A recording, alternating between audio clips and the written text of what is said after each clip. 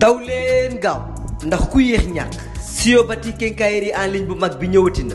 lépp lu jëm ci wàllu sanitaire moo xam siège anglaise la ak ay yëfam am nañu ko revêtement sol et mur biir ak biti bu taaru lool électricité bi itam mi ngi en place façon lumière boo bëgg am nañu ko waaye fàttewuñu benn yoon plomberie ay tuyaux ak robinet yu mucc ay façon peinture boo bëgg am nañu ko.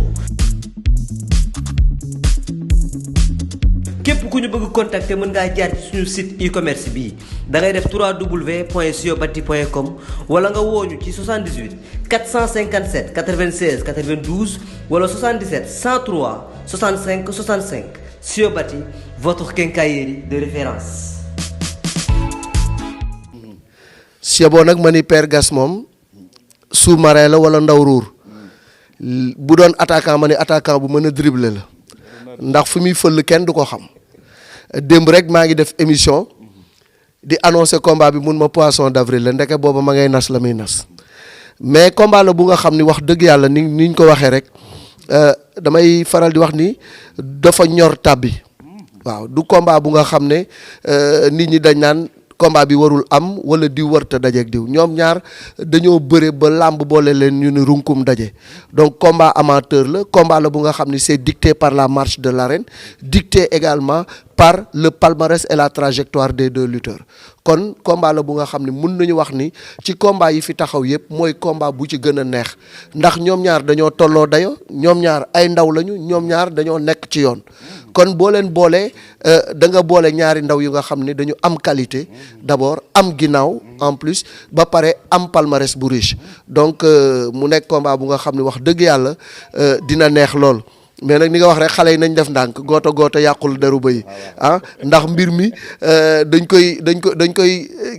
maanaam matérialiser nii rek pour wane ni taxaw na mais mi ngi jëm saison 2023 donc peut-être en début d'année 2023 ci la ñaari xale yi war a sëgg mais en tout cas daal lu ci munti am père Babou ak ki nga xam ne mooy Pala déclenché nañu hostilité yi ba pare ñaari mbër yi ñëwaguñu mais signature bi daanaka commencé na parce que père Babou nee na ko waa caaro yëpp waa Géejawaay ñoo leen yóbbu retraite waaye ki nga xam ne mooy rëg-rëg nag ba mu juddoo ba màgg ca caaro yi ba léegi lépp lu naqari woon waa caaro yi mi ngi koy def mi ngi koy faj ca Géejawaay moo tax combat la bu nga xam ne daal incha allah dina neex lool te dina metti lool encore une fois merci à Gaston Production waaw mais combat bi enjeu bi dafa rëy ñoom ñaar ñëpp xam nga tey jii bu ñuy wax ñi nga xam ne ñooy incarner l'avenir de la lutte ñaari mbër yi ci la ñu bokk mooy ñi nga xam ni ëllëg si biir ñoom ñoo war a jël relève bi ñoom ñoo war a téye làmb ji ni ko Balla Gaye téye woon ni ko Reug-Reug ni ko ki nga xam ni mooy Eumeu Sène téye ni ko Modou Lo téye Tapha Tine et cetera tey xale yi dañuy frapper avec insistance à la porte de ñi ñuy tuddee VIP donc combat bi dafay nekk combat bu nga xam ni daf lay ubbil yoon pour nga dem ci ñooñu kenn dootu la ci mun a bañ ku ci am ndam ci diggante Reug-Reug ak Sa Thiès amatul kenn ku la mën a bañ ci làmb ji ñi nga xam ne ñoom lañ tuddee VIP donc tey dafay ubbi une voie pour nga dem non seulement ci cercle restreint des VIP mais da lay ubbil yoon pour nga dem ci li nga xam ne moom la ñëpp bëgg muy titre roi des arènes donc la conquête du titre de roi des arènes passe par ce combat la bu nga xam ne bu doon examen la ñu ne tey jii la bac bi ku ko ci dagg da ngay dem université waaw cours des grands nga jëm.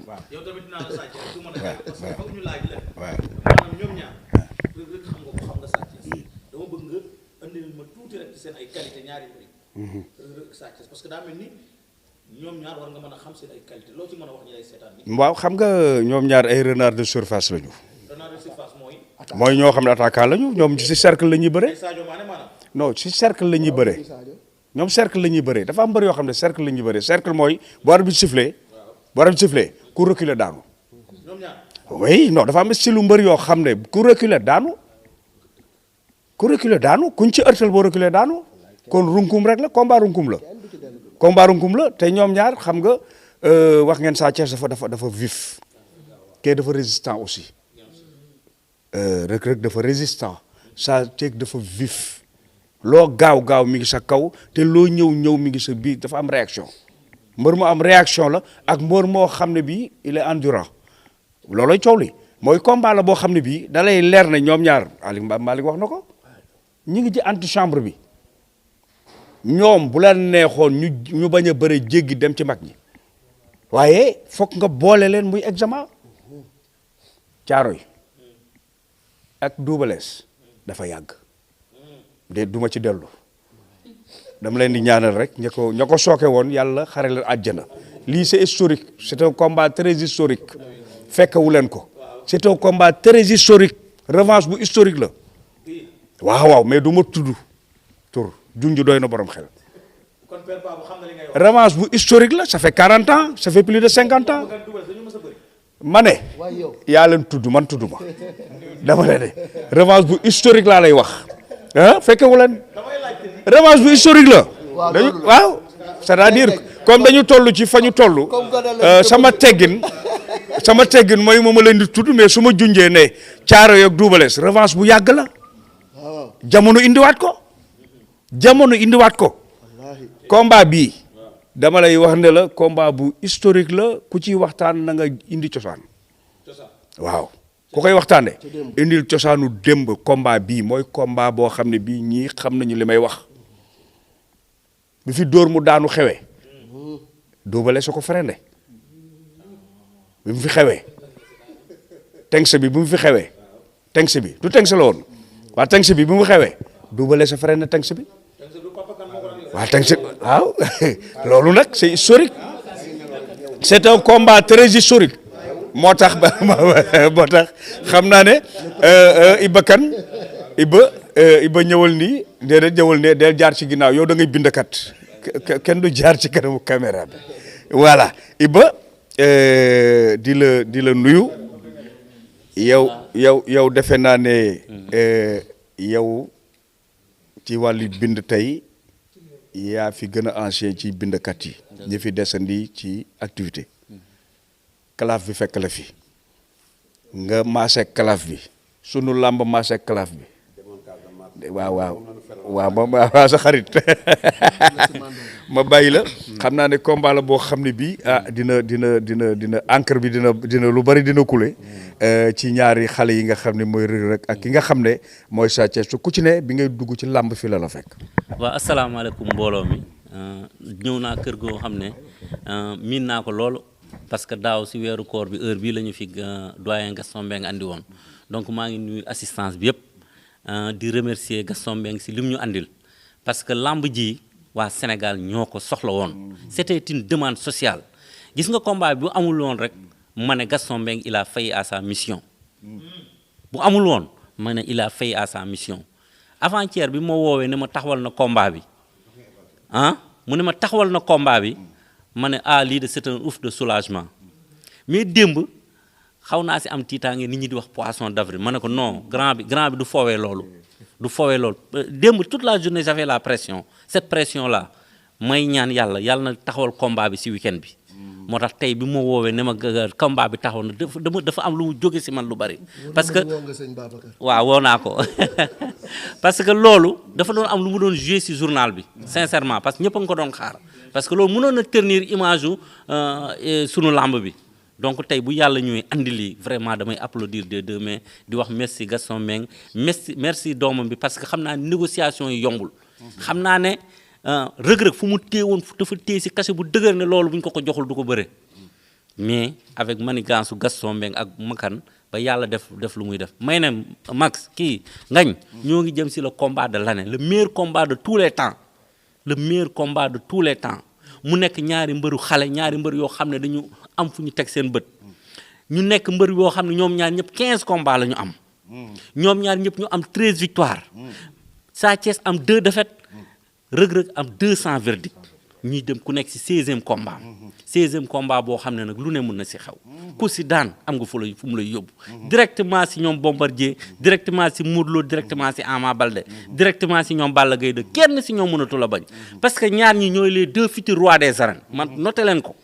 entre Reug Reug ak Sa Thiès ce seront les 2 futurs rois des arènes suñu jàllee si sirat bii kenn mënatu leen téye Reug Reug moom la ñuy woowee la foudre de Thiaroye Sa Thiès ñu koy woowee le volcan volcan ak foudre bu ñu dajee loolu lan moo fay xew ah ba pare 1982 Double Less Papa Kane 40 ans après loolu amaat Gaston Mbengue dañ ko war a simbil chapeau 40 ans après donc loolu histoire la may ñaan yàlla nañu yàlla may ñu fekkee ko ñun ñëpp kenn bañ koo wuute parce que combat boobu dafay révolutionner la lutte day révolutionner la lutte parce que dafa am combat boo xam ne dafa tëj arène bi muy Modou Lo Ama Baldé mais combat bi muy ouverture arène bi di wax Gaston jërëjëf nañu gën a boole xol yi Gaston yow làmb mënu laa fay mais tamit amel nga làmb loo xam ne mënoo tamit fay làmb donc daal dañ lay ñaanal yàlla may la gudd fan bàyyi la fi ba si kanam mais wax ñaan rëg-rëg am nga combat Sa Thiès rëg-rëg du mbër bu ñuy sànjaaf rëg-rëg Sa Thiès du mbër bu ñuy xaar rëg-rëg il est résistant il est endurant Sa Thiès gaawaayam ak loo ko natt xam mais boo ko respecté wul rëg-rëg di nga am lu la naqari te combat la boo xam ne demoon nga ba àgg sommet Boy Niang delloo si la te combat bii nga war a jëlaat dem sommet bi pour sa papa Double Less bi nga xam ne dafa jàpp ne yow da nga war a nekk roi des arènes fu mu tëdd mais rëg-rëg moom boo ko xoolee rek il est né pour être un roi des arènes boo ko xoolee si bindam nga xam ne il est né pour être un roi des arènes donc daal du ma guddal di wax yal nañu si yàlla may ba ñu fekkee ko février 2023 wala mars 2023 wala avril 2023 jërëjëf yal nañu ko yàlla dimbali daal bu mu nee ñëw sax moo ñu gënal bu ñu nee nekk 25 décembre sax baax na lu mu gën a gàtt baax waaw parce que le 1er janvier 2023 am nañu revanche Gris Bordeaux ak Balla Gaye 2 ak Boy Niang le 1er janvier 2023 donc bu ñu amoon 25 décembre boobu rëg-rëg Sa Thiès kon Géejawaay du ñu nelaw Caaroy du ñu nelaw ñor na xom donc jërëjëf merci daw leen gaaw ndax ku yéex ñàkk Siobati quincaillerie en ligne bu mag bi ñëwati na lépp lu jëm ci wàllu sanitaire moo xam siège anglaise la ak ay yëfam am nañu ko revêtement sol et mur biir ak biti bu taaru lool électricité bi itam mi ngi en place façon lumière boo bëgg am nañu ko waaye fàttewuñu benn yoon plomberie ay tuyaux ak robinet yu mucc ay façon peinture boo bëgg am nañu ko. képp ku ñu bëgg contacter mën ngaa jaar ci suñu site e-commerce bii da ngay def www.siobati.com wala nga wooñu ci 78 457 96 92 wala 77 103 65 65 Siobati votre quincaillerie de référence.